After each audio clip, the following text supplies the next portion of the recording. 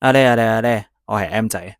本身今日咧就等緊官方有冇新嘅消息啦，就睇下我哋嘅新領隊係邊位。咁但係就發現咗，咦，原來之前嘅球會歷史上100位著名球員就已經嗰個投票結果已經出咗出嚟。咁而家咧官方嘅 Instagram 已經係公布咗，第100去到95名嘅球員同埋名宿。咁除咗有啲現役嘅球員之外，仲有啲我哋熟悉嘅球員啦。咁當然亦都有一啲百幾年前嘅名宿嘅。咁啊，大家陪我一齊了解下佢哋嘅故事啦。開始之前就想講下我哋嘅著名球員兼著名教練兼著名球員兼教練嘅Sir Kenny Dalglish，杜格利殊佢嘅身體狀況，因為球會嗰度啱啱公布咗佢就確診咗癌症，咁而家就正在接受治療同埋復康期間，咁我就衷心希望佢可以早日康復，咁長命百歲，大步攬過。我啱啱睇波嘅時候係學神之後嘅日子，咁就見到佢出山，咁就將隊波由降班嘅邊緣拉翻出嚟，咁之後就有班頓羅渣士啦，咁亦都有高普啦，令我哋重上高峰。Even 我認識佢嘅時候，已經唔係佢無論執教定係球員生涯最頂峰嘅時候，咁但係佢帶俾我哋好多利物浦球迷嘅好多嘅回憶，咁希望佢早日康復，健健康康。咁正式開始睇下我哋嘅 Historical Hundreds，究竟邊個係第一個介紹啦？就原來就係我哋而家現役嘅第100名，我哋現役嘅麥卡利士達。2023年到而家咁上陣咗150場，入咗19球，咁幫我哋攞咗一個聯賽杯同埋攞咗個英超冠軍。咁麥卡利士達啦，啱啱講過2023年嘅時候嘅夏天呢，就加入我哋利物浦。咁攞完世界盃之後，咁佢已經係成為咗我哋喺利物浦嘅重組即係中場重組入面嘅第一個新簽翻嚟嘅球員。咁喺佢第一個賽季入面咧，大部分時間都喺防守中場嘅位置。咁但係佢嘅進攻天賦咧係非常之高嘅。喺對付富咸嘅嗰場比賽入面，有個遠距離嘅世界波，咁就成為咗佢嘅地標入球。咁同時呢一球咧都俾人覺得可以角逐當季嘅最佳入球嘅。咁呢個地標嘅賽季咧，同時佢都喺溫布萊對陣車路士嘅時候，佢正選登場啦，咁幫助我哋嗰陣時嘅陣容比較殘缺嘅，就打破咗普遍賠率嘅預測，喺加時咁入面1-0，贏咗車路士，攞得個聯賽杯冠軍。咁 Aaron Slot 接任咗主教練之後咧，麥卡利士打就基本上嚟講係穩坐咗個正選位置嘅，同加仁佩治啦，同埋蘇普斯禮形成咗一個有爭冠實力嘅中場組合，即係我哋成日講笑嘅佔中三子。咁喺上季利物浦提前4輪取得英超冠軍入面咧，佢喺38場嘅聯賽入面打咗35場，入面入咗5球，其中一球咧就非常之重要啦，就係喺2025年嘅4月大勝熱刺5-1嗰一場賽事，亦都確認咗紅軍第20次加冕頂級聯賽冠軍。咁嗰陣時佢喺禁區邊緣一個強烈嘅抽射，以2-1領先。喺球場甚至係球迷引發咗個微型嘅地震，因為個個都跳起晒。事隔35年，可以喺主場見證住利物浦奪得頂級聯賽冠軍。咁效力咗而家嘅第3個球季啱啱結束啦，包括咗喺歐聯擊敗皇家馬德里啦，同埋喺補時階段絕殺諾定咸森林，都係令人相當之難忘。麥卡利士達已經完成咗150次嘅出場，同埋40次嘅入球或者係助攻。第99名蘇普斯禮，效力年份係2023年到而家，上陣次數係147場，入球係28球啊。Trophy 方面咧，攞個聯賽杯，亦都幫我哋攞個英超冠軍。咁作為中場重組嘅一員啦，蘇普斯禮咧喺2023年嘅夏天嚟到利物浦嘅。佢唔識攰啊，咁同埋遠射能力非常之高咧，亦都幫咗球隊好多。蘇普斯禮喺匈牙利長大，將 Steven Gerrard 視為偶像。咁佢從 RB 羅比錫加盟到利物浦嘅時候咧，毫不猶豫就接過咗標誌性嘅8號波衫。咁喺高普麾下咧，就度過咗一個好強勁嘅地標賽季啦。45次出場入面貢獻咗11個入球加助攻，咁同時咧都得到咗個聯賽杯。咁呢個只係一個開始，之後嘅一季，佢進一步提升咗數據，喺49場出場入面咧，有8個入球同埋8次進攻，其中36次咧喺英超聯賽入面出場，佢係 Aaron Stock 呢隊奪冠嘅球隊入面嘅重要核心。咁喺上一季25-26球季，佢成功將自己嘅表現更上一層樓啦，甚至要幫拖客串右閘5次，俾球迷選為球隊嘅 Player of the Month。咁技驚四座嘅表現，同埋對陣阿仙奴同埋曼城嘅 free kick，亦都係我哋津津樂道嘅一件事。咁佢嚟到 Anfield 完成咗佢第3個賽季之後，出場次數已經係接近150次，而製造入球總數即係入球加助攻咧，已經超過50次噶啦。路爾斯加西亞第98位，路爾斯加西亞效力年份係2004年至2007年，上陣嘅次數係121次，入球有30個。咁啊，榮譽歐聯冠軍即係伊斯坦布奇蹟，然後就係歐洲超級杯啦，英格蘭足總杯。咁路爾斯加西亞最出名就係佢嘅入球啦。咁作為伊斯坦布奇蹟入面其中一個英雄，咁大家都好掛住佢。3個星期之後，伊斯坦布佢同佢嘅隊友喺落後3球之後絕地大反勝，然後喺12碼入面擊敗 AC 米蘭，事隔咗超過接近20年以上，將歐聯嘅冠軍再次帶返去利物浦。咁隨後2005至2006賽季，路爾斯加西亞上陣咗50次，而再入咗11球，發揮住關鍵嘅作用，包括絕殺車路士，將我哋帶入去足總杯嘅決賽。最終利物浦喺足總杯嘅決賽係贏咗個足總杯冠軍嘅，咁可惜呢，路爾斯加西亞因為紅牌停賽而未能夠參與當場嘅賽事噶。咁往後嘅第3年喺利物浦嘅時光啦，主要都係嚴重嘅傷患啦，咁亦都係佢最後一年為紅軍效力。咁呢個就係路爾斯加西亞。第97名積確斯 Jack Cross， 效力年份呢係1898年至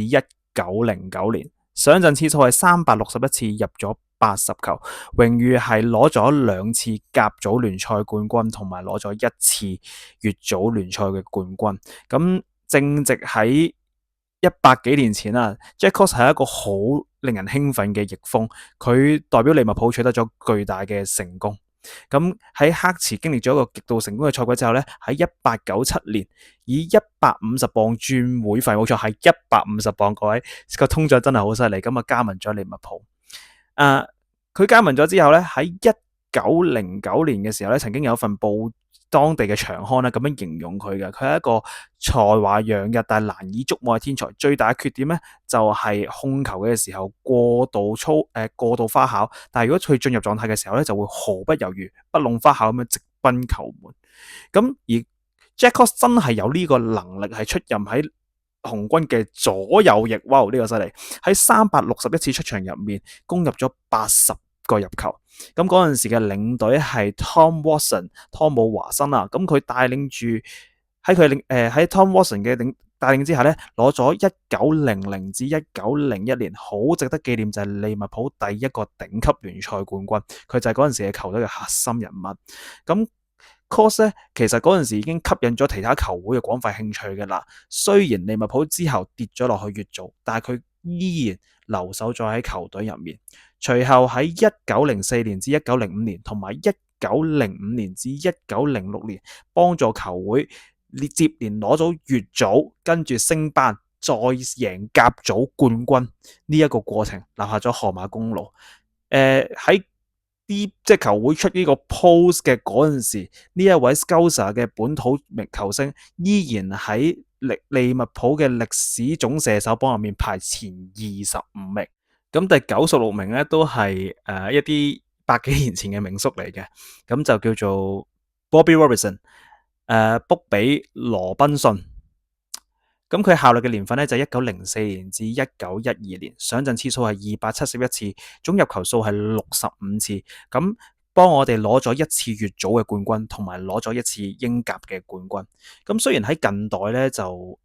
可能已經冇太多人記得佢係邊個啦。咁但係其實佢係利物浦早期最穩定嘅入球功臣之一。咁喺球會創立嘅第12年啦，呢一位金髮嘅前鋒咧喺新特蘭轉會過嚟。咁佢喺1904年嘅2月加盟咗之後咧，佢喺9場比賽入面攻入咗5球。但係咧遺憾嘅係嗰陣時利物浦最終都係不幸降班嘅。咁隨之而嚟嘅賽季入面咧，阿 Robertson 就火力全開啊，幫紅軍衝出咗乙組聯賽，佢攻入咗24個入球，亦都係幫助球會喺乙組即刻攞個冠軍，衝翻上去甲組嘅關鍵原因。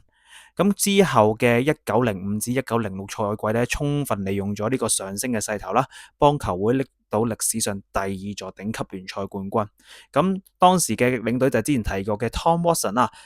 喺嗰季咧係用喺4分之差咧就得到聯賽冠軍嘅。咁 Robinson 佢出場34次，咁就攻入咗10球，咁亦都作出咗數據上面嘅貢獻。咁喺 Anfield 嘅最後生涯咧，呢位東北部出身嘅球員咧就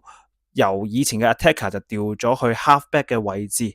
咁可能因為咁樣啦，佢就冇更加多嘅入球數字啦。咁但係咧，佢就對於呢個位置嘅轉變咧，個應對係非常之鬆容嘅。當時有份報紙係咁樣寫，佢係主要依靠住自己跑嚟跑去嘅戰術、堅定決心同埋無窮嘅精力，結合一定嘅技術，喺防守中內面取得咗成功。作為一個前鋒，佢已經係展現出自己嘅全面性。咁 Robertson 最後一次為球會披甲上陣就係1911年至12年嘅賽季。咁之後咧，因為傷病嘅原因咧，就轉咗去撐美爾嘅。好，嚟到今集講嘅最後一名95名亞當拉拉拉，亞當拉拉拉拉。咁2014年至2020年喺球會效力啦，上陣次數係178次，入球22球，咁幫我哋攞咗2019年嘅歐聯冠軍啦。當然2019年嘅歐洲超級杯、世界冠軍球會杯，咁同埋仲有2019至20嘅第1座英超冠軍。咁球會係咁樣形容佢嘅，喺高普嘅執教入面，利物浦可以進軍成奪冠分子嘅過程入面，拉拿拿係一個早期好關鍵嘅催化劑。咁呢一位英格蘭國腳喺2014年由班頓內揸士從修咸頓入面簽咗過嚟利物浦。咁佢之前已經喺英超聯賽入面咧大放異彩噶啦，擁有犀利嘅進攻才華。咁經歷咗一個幾艱難嘅處之賽季之後咧，高普喺2015年嘅10月開始咧就帶領咗一場好大嘅變革。嗱，佢永遠唔會怕攰嘅高位逼搶啦，咁啊對球權嘅掌控能力咧，簡直就係幫助好似為高普度身訂造咁樣。2016年嘅1月咧，尤其是嗰一場利物浦作客險勝諾域治嘅比賽入面，佢喺補時階段絕殺。咁喺隨後慶祝入面咧，佢都唔小心撞碎咗高普嘅眼鏡，呢一個係大家球迷都記得嘅畫面。嗰個賽季啦，好不幸地同聯賽杯同埋歐霸冠軍擦肩而過。但係啦，喺確保2016年同17年賽季有歐聯資格嘅過程，面發揮咗不可缺乏嘅作用。喺31場聯賽出場入面，貢獻咗8個入球。雖然喺之後嘅幾年入面，不幸嘅傷患啦，阻礙咗佢喺呢個根基上面嘅上一層樓啦。咁但係咧，佢都係我哋呢隊球隊入面好重要嘅一員。喺馬德里贏咗歐聯之後，我哋迎接2019至2020嘅賽季，咁有超級杯同埋世冠杯嘅成功啦。拉拿最終都為我哋捧起咗英超聯賽冠軍。咁喺呢個嗰個賽季咧，佢係有15次嘅聯賽出場啦。咁最重要嘅貢獻咧，就包括咗對陣曼聯喺奧脫福入面關鍵時間絕平啦，令到利物浦可以喺季初入面嘅不敗勢頭入面延續落去，最終帶領球隊咧攞下咗99分，贏得咗英超冠軍嘅。咁喺2020年啦，佢離開球會嗰陣時咧，就表明啦，佢係完全理解，即使喺過去幾年佢冇扮演過咩重要嘅大角色啦，咁但係佢試住從大局出發。咁而家嚟到而家啦，就算即將離開球會啦，佢都覺得球會已經係進步咗，咁成為其中嘅一部分咧。即使係咁，佢都係感到非常榮幸同自豪嘅。咁個人認為啦，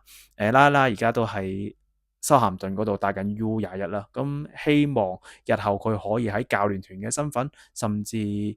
我哋總希望佢可以作為一個教練同埋名宿啦，翻嚟 Anfield 咁接受大家對佢嘅掌聲。咁今次短短地就咁多。如果中意呢條片嘅，麻煩俾得個 like 同埋 subscribe。我希望下一次都仲可以同大家繼續分享一啲關於以前名宿嘅故事啦，或者係球會最新發展。作為一個球迷，有啲咩一個利迷有啲乜嘢嘅感想，可以同大家傾下偈。歡迎 CLSS like comment share，最重要係 comment。咁等我知道有啲乜嘢可以做得做好啲，或者有啲咩諗法，大家可以交換一下。今集係咁多，再見。